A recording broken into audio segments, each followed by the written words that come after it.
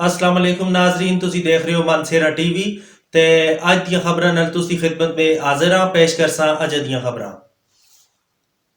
जैसे hair cut के बाद हो अपलोड सेल्फी, लैंड करते ही चेक इन की हो जल्दी, वैसे खाने के बाद टपाल ग्रीन टी प्लीज। तो हो बिरयानी, बर्गर या चाइनीज, खाने के बाद Tapal green tea please. Available in 8 flavors. Mansehra दे अंदर लॉकडाउन नाल पूरे मानसेरा दे ताजर बरादरी ते और भी बहुत सारे कारोबार तबाह ते बर्बाद हो गए। लॉकडाउन का कोई फायदा नजर नहीं आता। ज्यादातर कारोबार खुले दिन, जबकि चंद कारोबार बंद होने नाल माशी बहरान विच इजाफा होंदा जुलदा है, जिहड़ा कि कारोबारी लोगों वास्ते एक मुश्किल वक्त है। आना संग तफसील दसन कोरोना वायरस के मुतालिक मानसेरा टीवी के नुमाइंदे डोडियाल विच जी। इस वक्त असी मौजूद हाँ मानसेरा के इलाके डोडियाल विच और असी इतना आवाम को ये जानसा कि इतना कोरोना वायरस की वजह तो कि हिफाजती तदबीर की जुलदियाँ और आवाम को कोरोना वायरस के मुतालिक के मुश्किलात हैं। इस वक्त असी डोडियाल के बाजार विच खलते हैं, इतना चंद दुकानदार भरा से नाल खलते हैं। असी उन्होंने भी पूछसा कि कोरोना वायरस की वजह तो की मुश्किलात उन्हें पेश आनी है, उनके कारोबार कितने मुतासर होए। चलो असी दुकानदारों नाल गल करके पूछते हैं। अस्सलाम वालेकुम सर, ठीक हो अच्छे हो? तो सब पता है कि कोरोना की एक आलमी वबा जी पूरे पाकिस्तान में फैली दी है। असी मानसेरा टीवी की तरफ सिर्फ एक खिदमत हासिल करने वास्ते आए हैं कि कुछ लोग कोरोना वायरस की वजह से उसके कारोबार कितने मुतासर है?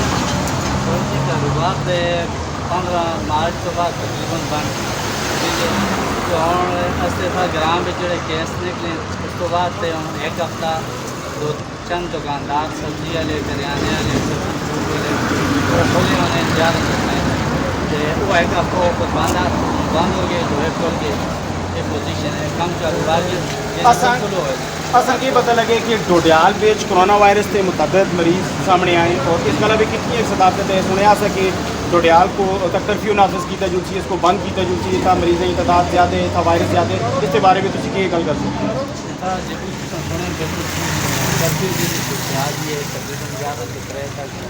चंद दुकान जोड़े थोड़ा बहुत राशन तुसी अंदाजे नाल दस सकते हो कि तकरीबन कितने एक लोग कोरोना वायरस नाल इन्फेक्ट होए?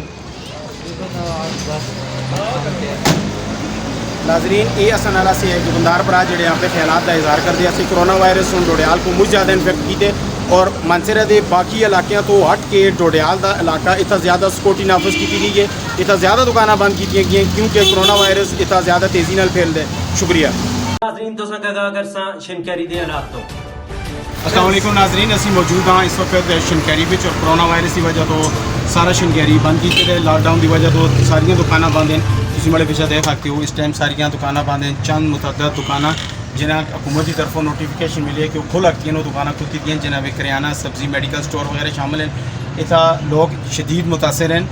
जिले इंतजामिया की तरफों अस इंटरव्यू की कि उनकी कोई इमदाद नहीं की गई और वो लोग इस वक्त बदहाली का शिकार हैं। मजीद असी अगर जो दुकानदारों को उनके हाल अहवाल जानसा और उन्होंने गल करसा कि कोरोना वायरस में जिले इंतजामिया उनकी की मदद की है और इस बंद बाजार की वजह तो वो अपने घर की कफालत किस तरह करते हैं। असी मौजूद हाँ शिनकैरी में और इतनी आवाम को असी ये जानसा कि कोरोना वायरस की वजह तो कितने एक लोग मुतासर हैं और आवाम की हुकूमत से कितनी एक रिलीफ की है। आओ इतना मुख्तलिफ दुकानदारों को उनके हवाल जानते हैं। अस्सलाम नाजरीन, इस वक्त असी मानसेरा शिनकैरी के बाजार में खलते हैं। आवाम को असी इतना पूछा कि कोरोना वायरस की वजह तो इतना के हिफाजती इंतजाम किए गए और जिले इंतजामिया सुने इन्होंने लोगों की कितनी इमदाद की है।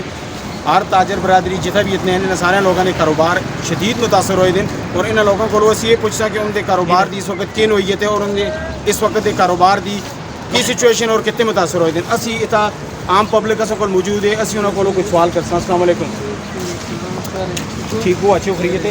अभी तुम को पूछना चाहते हैं कि कोरोना वायरस की वजह तो सारी दुनिया मुतासर हुई है, कारोबार बंद होए दिन, काम बंद होए दिन। तुम ये दसो जिले इंतजामिया सुन तो वास्ते कोई इमदाद की है?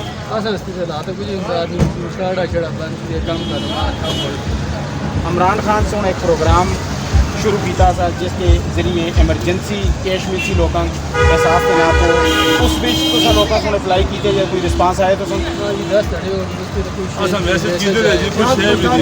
नेक्स्ट नाजरीन इस वक्त तुम देख सकते हो आवाम बिल्कुल मौजूद है। इन्हों की हुकूमत की तरफों जिहड़ियां इमदाद के वादे भी किए गए उन्होंने तक कुछ भी नहीं पहुँचा। कारोबार इतना बिल्कुल बंद किए गए कि अड्डे के एक बंदे असां नाल मौजूद आसी इन्हें सुने दसे कि अड्डा बिल्कुल बंद होए दे और कारोबार बिल्कुल ठप होए दे। हाँ जी, तुसी ये दसो कि तुस दा कारोबार बंद है और तुसी अपना रोजगार किस तरह चलाते हो, अपना घर किस तरह चलाते हो?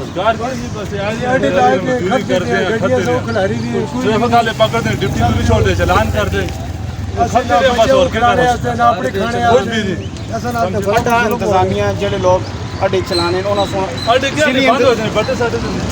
जिली इंतजामिया सुन तो साना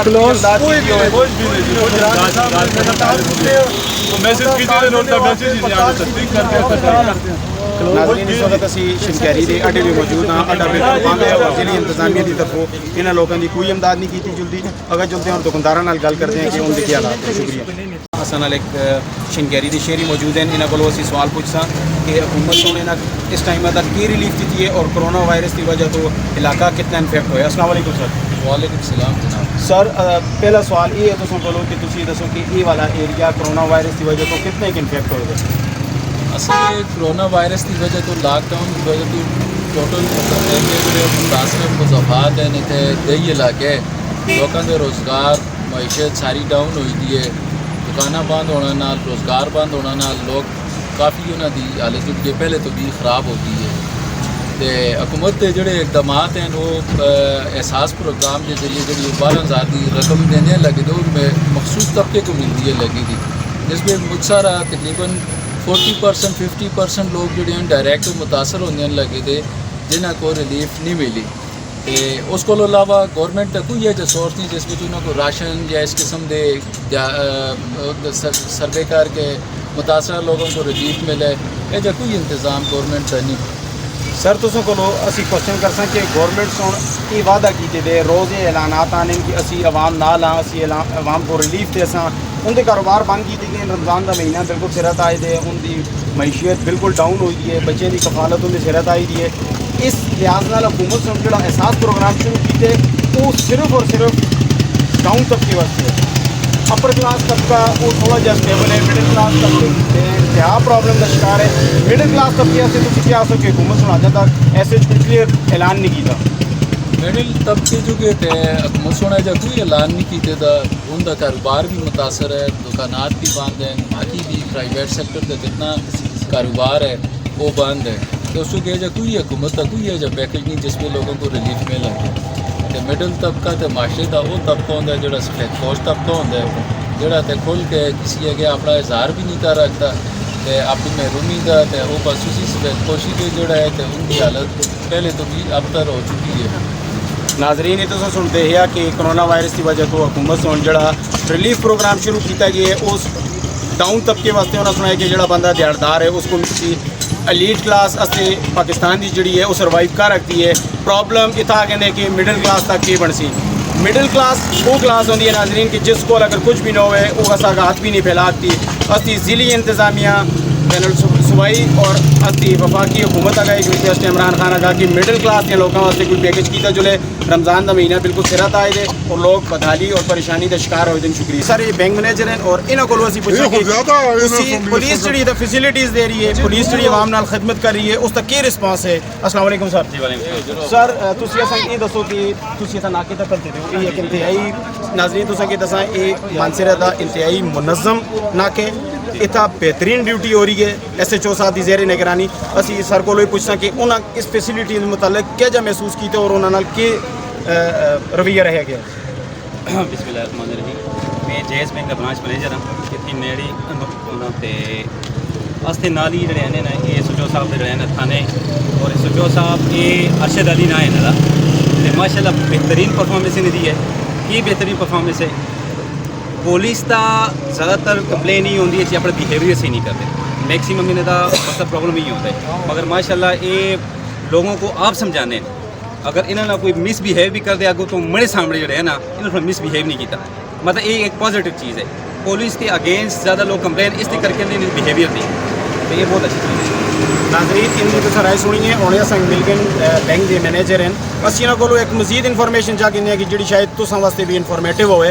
अस इन्हों को क्वेश्चन पूछना सर ये जो बैंकों में लोग काम करते हैं या जिन्होंने लोगों को बैंकों को लोन कह देते हैं या कोई भी फैसिलिटी कह दी है आया कि वफाकी हुकूमत से उन्हें कुछ रिलीफ इस बीच देता या अजे तक नहीं देता? जी बिल्कुल रिलीफ तो उन्होंने चाहते तो हमको नोटिफिकेशन होना तक नहीं होया मगर जिस टाइम नोटिफिकेशन उसी जरा अस कोल गड्डियां कीतियां लोन ता या कुरानी फाइनेंस के दे या जिस डिपार्टमेंट का फाइनेंस के दे उसका रिलीफ दे के जरा इंटरेस्ट प्रोवाइड कर दें जड़े उनकी इंस्टॉलमेंट होती है वो तकरीबन 6 मंथ तक जी वो माफ़ करके दी है।